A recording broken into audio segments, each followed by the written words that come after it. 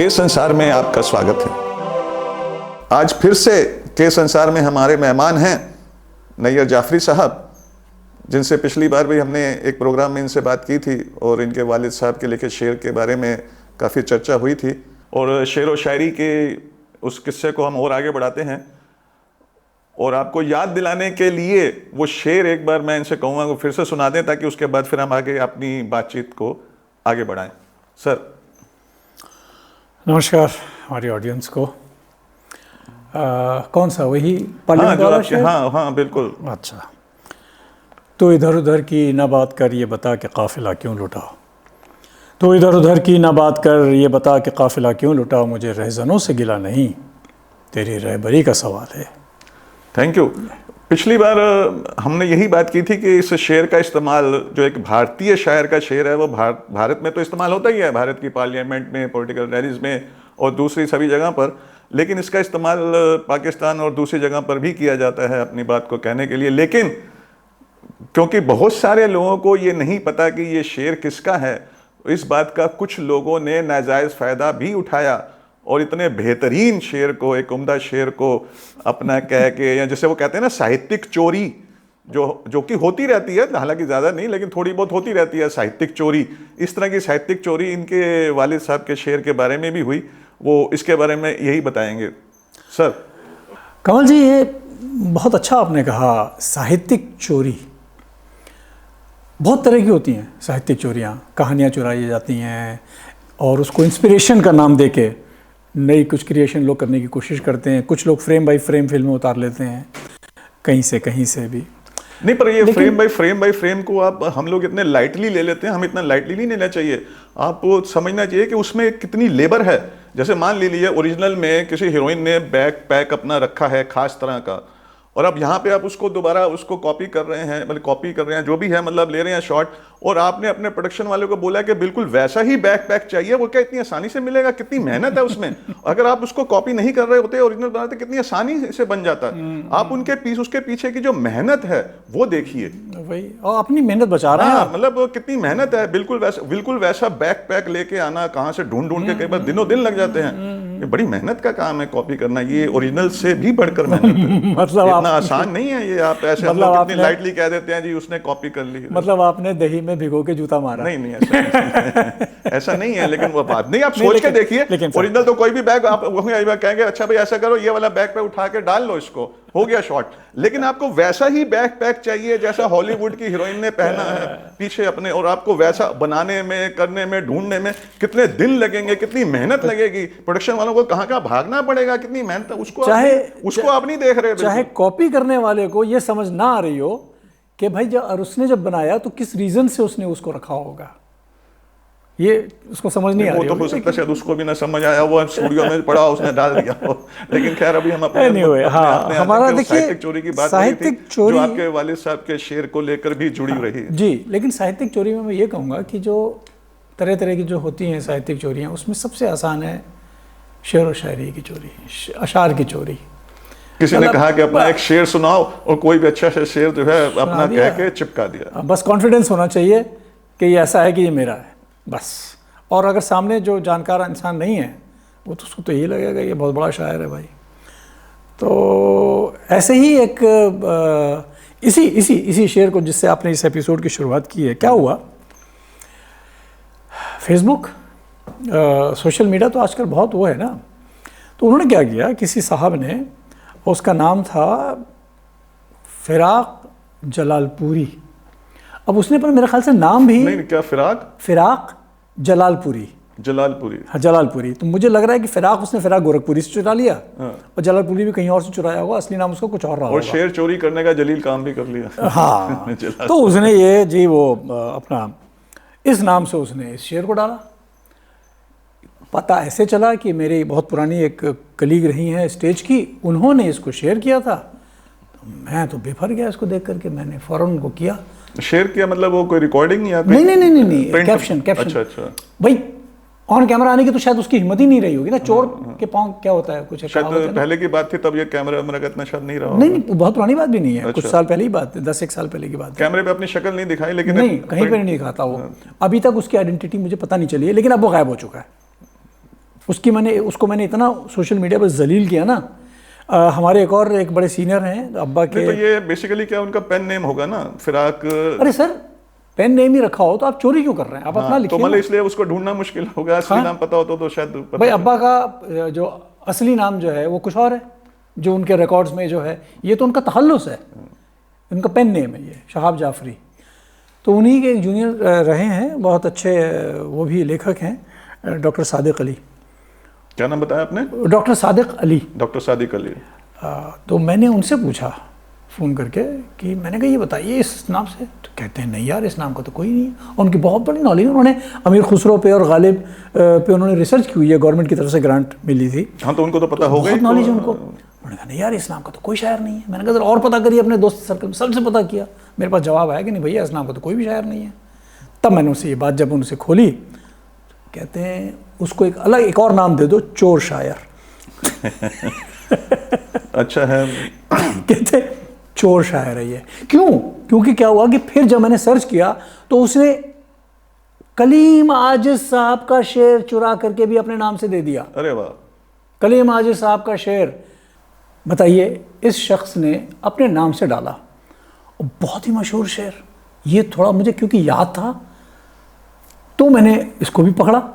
वो मैं शेर आपको बताता हूँ कलीम आजिज साहब का कि दामन पे कोई छींट न खंजर पे कोई दाग, दामन पे कोई छींट न खंजर पे कोई दाग, तुम कत्ल करो हो कि करामात करो हो। क्या बात है। दामन पे कोई छींट न खंजर पे कोई दाग, तुम कत्ल करो हो कि करामात करो हो। तो ये करामात जो थी चोरी की करामात उन साहब ने, चोरी की करामात जो थी वो फिराक जलालपुरी साहब ने की, जिनको अभी एक नया नाम आपके वो दोस्त ने डॉक्टर सादिक अली साहब ने नाम दिया कि नहीं भैया ये चोर शायर। और फिर मैंने साहब इतनी मजम्मत करी उसकी, जगह जगह सोशल मीडिया पे जा के, हर पेज पे जहाँ भी मुझे मिलता था मैंने। उसके बाद से वो गायब हो गया।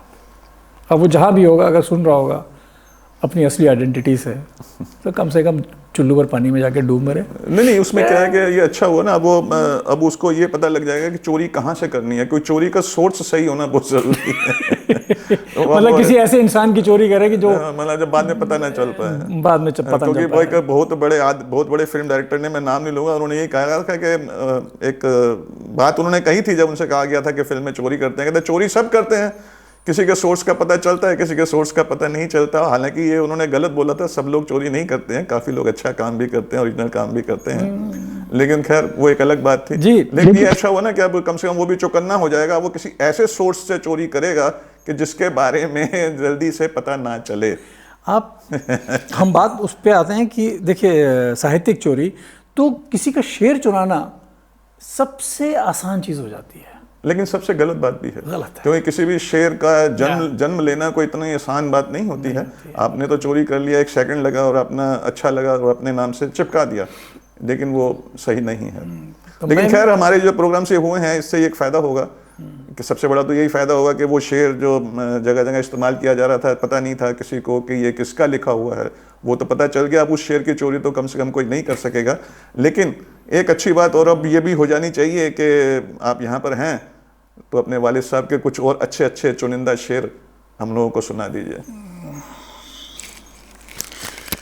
हाँ, मैंने जैसे शायद पहले बता चुका हूँ कि मैं गीत तो याद हो जाते हैं लेकिन कोई बात नहीं, अशार याद नहीं देख कर पढ़िए, क्योंकि आपने लिखे नहीं हैं, आपके वालिद साहब के हैं और आप अपने नाम से पढ़ के नहीं, अपने नाम से नहीं चिपका रहे हैं, तो कोई बात नहीं, आप देख लीजिए। एक डैडी का एक शेर बहुत अच्छा है, मुझे अच्छा लगता है। ये आज की जनरेशन अगर हम देखें, जिसको निब्बा निब्बी वगैरह बोलते रहते हैं लोग, तो उनके लिए एक रोमांटिक शेर है ये, बहुत प्यारा। याद उसकी है कुछ ऐसी कि बिसरती भी नहीं, याद उसकी है कुछ ऐसी कि बिसरती भी नहीं, याद उसकी है कुछ ऐसी कि बिसरती भी नहीं, नींद आती भी नहीं, रात गुजरती भी नहीं। अरे वाह। ये बड़ा आज के टाइम का देखिए लिखा हो ये शेर कब लिखा, लेकिन आज के टाइम पे कितना फिट हाँ, बैठता मैं है। भी ये पूछना चाहता था कि ये शेर उन्हें कब लिखा, शादी से पहले, शादी के बाद? ये शायद शादी के बाद ही लिखा होगा। हाँ, जब वालदा मैके चली गई होंगी कुछ दिन के लिए। आप जारी रखिए, कुछ और चुनिंदा शेर सुनाइए। हवा से जुल्फे गिरहगीर लिए बैठे हैं, हवा से जुल्फे गिरहगीर लिए बैठे हैं, आयत शौक की तफसीर लिए बैठे हैं। मैंने बाद में समझाऊंगा। हाँ हाँ, बिल्कुल बिल्कुल। हवा से जुल्फ गिरहगीर लिए बैठे हैं, आयत शौक की तफसीर लिए बैठे हैं। आसमां साथ चला, घर की ज़मीन दूर हुई। आसमां साथ चला, घर की ज़मीन दूर हुई, तुझसे दूर एक राह दिलगीर लिए बैठे हैं। वाह, अब थोड़ा सा मतलब इसको क्योंकि सब लोग समझ सकें, इसको सिंप्लीफाई करता हूँ। हाँ बिल्कुल। हवस चाहत, चाहत, किसकी चाहत?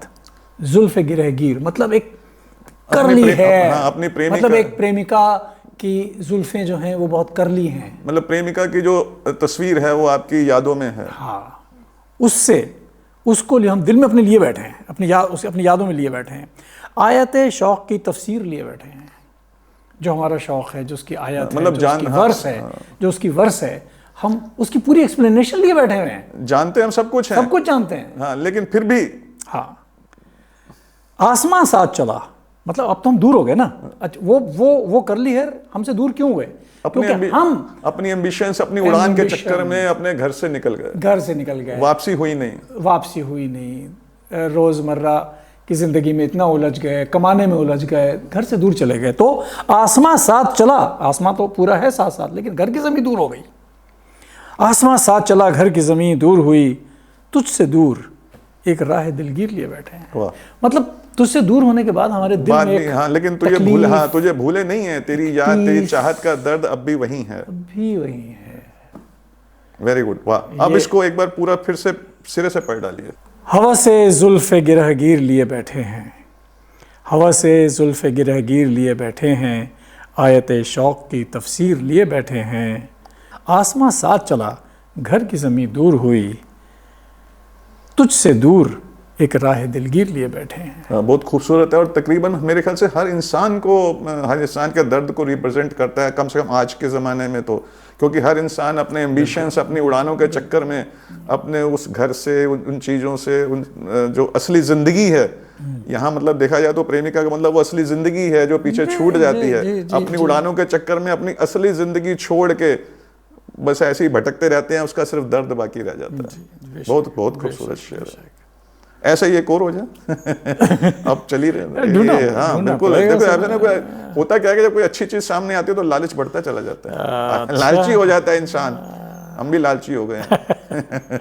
बाकी अच्छी बात यह है कि ये मतलब सही माने में हर इंसान का, हर युवा का दर्द रिप्रेजेंट करता है कि अपनी उड़ानों के चक्कर में हम लोग अपनी असली जिंदगी से दूर हो जाते हैं और फिर वापस भी नहीं जा पाते। जी। अलेक्जेंडर के साथ भी तो ऐसे ही हुआ था, जैसे लोग सिकंदर कहते हैं। वो एक बार घर से लड़ाई के लिए, दुनिया फतेह करने के लिए निकला था, तो दुनिया तो उसने फतेह कर ली, लेकिन घर कभी वापस नहीं गया। इंडिया से या भारत से जब लड़ाई लड़ने के बाद, यहाँ बीच में लड़ाई छोड़ के जब घर वापस जा रहा था, उसने घर वापस जाने का फैसला भी किया था, तो वो घर पहुंचा नहीं था। उसकी शायद बीच में रास्ते में कहीं डेथ हो गई थी, मेसोपोटामिया या कहीं उसकी तबीयत खराब हुई थी। उसको लूज मोशन लग गए थे, कुछ लग गए, और वो ठीक नहीं हो रहे थे। और हकीम उनके थे, हकीम लुकमान उन्हीं के थे शायद, जी, जिनके पास हर चीज का इलाज होता था। तभी से वो कहावत बनी हुई है कि शक का इलाज तो हकीम लुकमान साहब के पास भी नहीं था। तो ऐसा मैंने पढ़ा था कहीं कि लूज मोशन बंद नहीं हो रहे थे, तो उनकी माँ ने उसको डांट दिया हकीम साहब को, लुकमान को। तो गए पास में, अपनी दवाई लेके, कहता आइए मेरे साथ, मैं आपको दिखाता हूँ। तो पास में एक पानी पड़ा था काफी सारा, तो उन्होंने दवाई उसमें डाल दी, वो पत्थर बन गया। तो उन्होंने वो सिकंदर की माँ को समझाया कि देखिए मैं कुछ नहीं कर सकता, उसका वक्त आ गया है, अब कुछ नहीं हो सकता है, मेरी दवाई में कोई कमी नहीं है।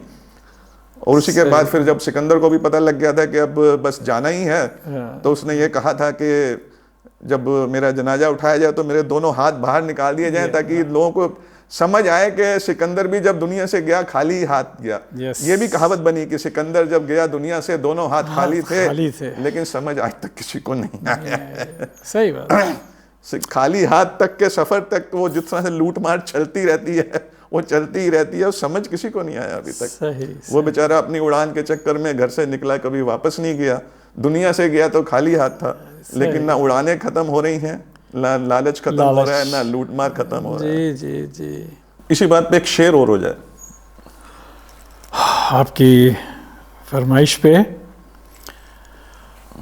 पाँव जब सिमटे तो रस्ते भी हुए तकिया नशीं। वाह। पाँव जब सिमटे तो रस्ते भी हुए तकिया नशीं, बोरिया जब तय किया दुनिया उठा कर ले गए। क्या बात है, क्या बात। एक बार फिर से।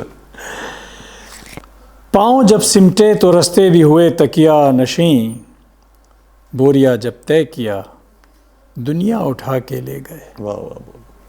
देखिए ये शेर भी उनका जो है ये उसी चीज़ को दर्शाता है कि हमारे पांव तले दुनिया है। हमने मतलब अपना जब बोरिया अगर तय करने का वक्त आया ना तो हम पूरी दुनिया ही अपने साथ लेके चले गए। क्या बात है, क्या बात है। बस एक शेर और पढ़ डालिए, बस फिर हम आपको ज़्यादा परेशान नहीं करेंगे।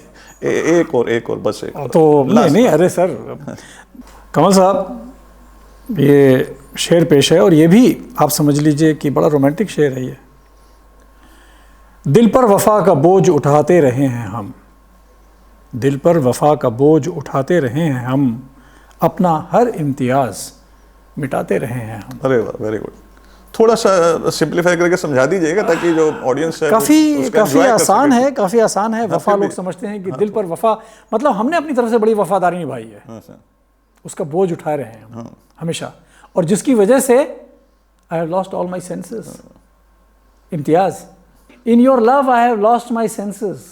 अब एक बार फिर से पढ़ डालिए इसको बहुत अच्छी तरह से। दिल पर वफा का बोझ उठाते रहे हैं हम, अपना हर इम्तियाज मिटाते रहे हैं हम। बहुत बहुत शुक्रिया नैयर जाफरी साहब, आपने वक्त निकाला, अपने फादर अपने वालिद साहब के शेर सुनाए और बहुत अच्छी रही ये महफिल और बहुत सारी बातें पता चली, ये बहुत अच्छी बात है। और सबसे बड़ी बात यह है कि अब कम से कम सभी को पता चल गया होगा कि वो जो शेर जिसे वो लोग अब तक इस्तेमाल करते रहे हैं वो आपके वालिद साहब जनाब शहाब जाफरी साहब का लिखा हुआ है। अगली बार जहाँ भी कोई इसे इस्तेमाल करे तो मेरे ख्याल से उसे क्रेडिट देने में कोई ज़्यादा दिक्कत नहीं होगी, क्योंकि अब उन्हें नाम भी पता है और उन्हें क्रेडिट, सभी को क्रेडिट देना चाहिए। कम से कम शायर को यही सबसे ज़्यादा ज़रूरी चीज़ चाहिए होती है कि जो उसका किया हुआ काम है वो लोगों के सामने आए और उसके नाम के साथ आए। मैं यहाँ पे एक एडिशन करना चाहूँगा एक चीज़ का कि शायर जब शेर वगैरह लिखता है तो उसकी उजरत उसे क्या मिलती है? कुछ नहीं, कुछ नहीं। वो तो अपने दिल का जो जज्बा है वो निकाल के बाहर ला रहा है। बिल्कुल। गीतकार को गीत के लिखने के पैसे मिलते हैं, ये फर्क आ जाता है। फिल्मी गीत वो काफ़ी सारे ये फर्क आते हैं, ये फर्क आता है। हैं। शायर क्या है? शायर तो अपने जहन में जो उसके आ रहा है वो अपने उड़ेल देता है। नहीं फिल्मी अभी जैसे आपने बात की ना कि वाकई में फिल्मी गीतकार को काफ़ी सारे मिलते हैं। इस बारे में भी मुझे एक जावेद अख्तर साहब की बात याद आ रही है। उन्होंने एक इंटरव्यू में बोला था कि भाई शायर लोग तो क्या हैं, बस शायरी करते हैं और चले जाते हैं, अपने कोई बाल बच्चों के लिए कुछ छोड़ के नहीं जाते, लेकिन मैं छोड़ के जाऊंगा। ये उन्होंने लाइन बड़े अच्छे तरीके से जोड़ी थी, क्योंकि भाई उन्होंने जो फिल्मी राइटर या शायर के तौर पे काफ़ी अच्छी खासी बात सही है कि फिल्मी गीतकार को मिलते हैं, शायर को नहीं मिलते हैं। शायर तो सिर्फ अपने जज्बे के लिए एक बात कहनी है, कहता है, तो इसलिए उसका शायर जब कम से कम उसको नाम तो कम से कम जब भी वो उसके शेर का इस्तेमाल किया जाए, कहीं पढ़ा जाए तो उसका नाम जरूर लिया जाए पूरे अदब के साथ। और आपका बहुत बहुत शुक्रिया हमें वक्त देने के लिए, और मेरे ख्याल से हमारी सारी ऑडियंस भी आपकी शुक्रगुजार होगी, इतनी सारी अच्छी बातें इतने अच्छे शेर सुनने को मिले। Thank you very much. के संसार के साथ आप अपना प्यार इसी तरह बनाए रखें और हम आपके लिए ढेर सारा बॉलीवुड और ढेर सारी कहानियाँ लाते रहेंगे।